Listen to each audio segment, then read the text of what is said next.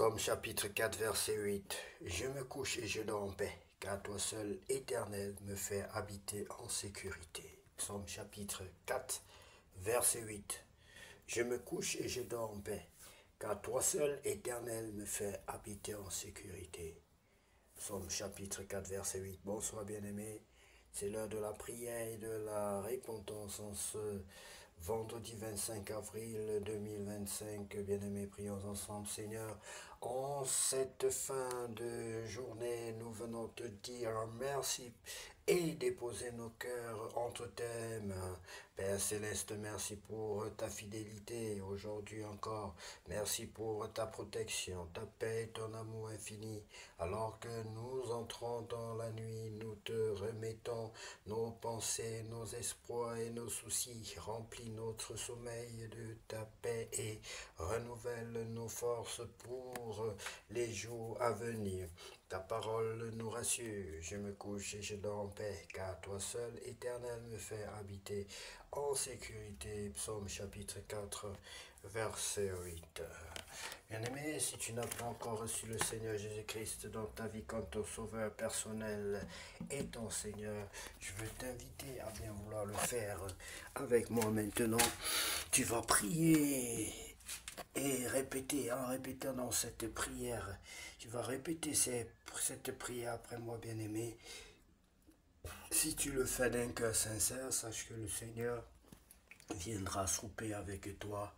C'est un langage spirituel, il entrera dans ta vie et désormais, il pourra te guider dans toutes tes entreprises. Père éternel, je reconnais que je suis un pécheur comparativement à toi. Je reconnais que je suis un moqueur, un menteur, un voleur. Pardonne-moi, Seigneur, pour toutes les fautes que j'ai commises en acte, en pensée, par omission.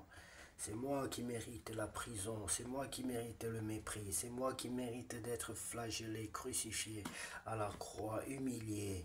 Seigneur, tu as décidé d'accepter d'être ainsi maltraité à cause de moi et je te dis merci. Je te demande pardon pour toutes mes fautes commises en acte, en pensée et par omission, Seigneur. Pardonne-moi, je t'en supplie. Je t'en supplie, Père, pardonne-moi. Et viens dans ma vie, sois le maître et le Seigneur de ma vie. Viens demeurer dans ma vie comme mon maître et mon sauveur. Je t'en supplie, Père Saint, au nom puissant de Jésus-Christ de Nazareth, baptise-moi et remplis-moi par la puissance de ton Esprit Saint. Au nom de Jésus-Christ. Amen. Bien-aimé, que Dieu te bénisse abondamment et félicitations d'avoir franchi ce grand pas de la vie. Au nom de Jésus-Christ, nous avons ainsi prié. Amen. Nous allons lire la parole de Dieu bien-aimé dans le livre d'Exode chapitre 17, l'eau du rocher à Horeb.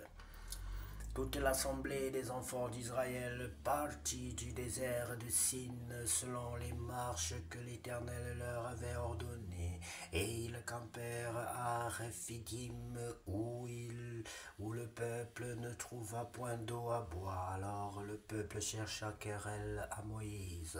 Ils dirent: donnez-nous de l'eau à boire. Moïse leur répondit: pourquoi me cherchez-vous querelle? Pourquoi tentez-vous l'Éternel?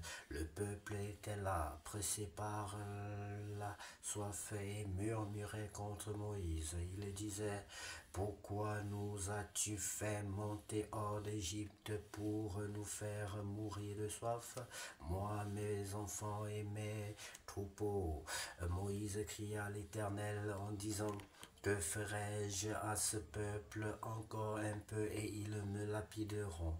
L'Éternel dit à Moïse: passe devant le peuple et prends avec toi les anciens d'Israël. Prends aussi dans ta main ta verge avec laquelle tu as frappé le fleuve et marche. Voici, je me tiendrai devant toi sur le rocher d'Horeb. Tu frapperas le rocher et il en sortira de l'eau et le peuple boira. Et Moïse fit ainsi aux yeux des anciens d'Israël. Il donna à ce lieu le nom de Massa et Meriba, parce que les enfants d'Israël avaient contesté et parce qu'ils avaient tenté l'Éternel en disant: l'Éternel est-il de nous ou n'y est-il pas? Victoire sur Amalek. Amalek vint combattre Israël à Réphidim. Alors Moïse dit à Josué, choisis-nous des hommes, sors et combat Amalek. Demain je me tiendrai sur le sommet de la colline, la verge de Dieu dans ma main. Josué fit ce que lui avait dit Moïse pour combattre Amalek. Et Moïse, Aaron et Hur montèrent au sommet de la colline.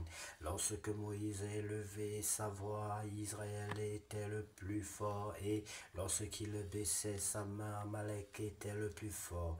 Les mains de Moïse étaient fatiguées, ils prirent une pierre qu'ils placèrent sous lui, et il s'assit dessus.